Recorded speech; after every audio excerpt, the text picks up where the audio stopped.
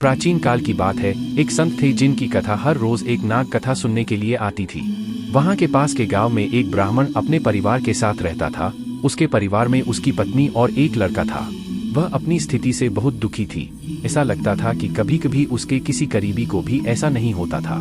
ब्राह्मण की पत्नी बहुत तेज और चालाक थी। वह रोज ब्राह्मण को भिक्षा के लिए कहती थी, लेकिन ब्राह्मण उसकी बातों पर ध्यान नहीं देता था और घर में प्रभु का नाम जपता रहता था। पत्नी के रोज रोज अपमान करने पर एक दिन सुबह उठा और अपना पोथी पतरा साथ वाले गांव की तरफ चल दिया। चलते चलते ब्राह्मण घने जंगल में पहुंच गया और अंधेरा हो गया, इसलिए ब्राह्मण ने एक पीपल के पेड़ के नीचे अपना आसन जमा लिया और प्रभु का नाम जपने लगा।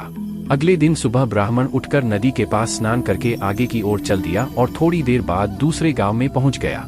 उस गांव के लोग नास्तिक थे, इसलिए वह ना तो ब्राह्मण की कहानी सुन रहे थे और ना ही ब्राह्मण को भिक्षा दे रहे थे।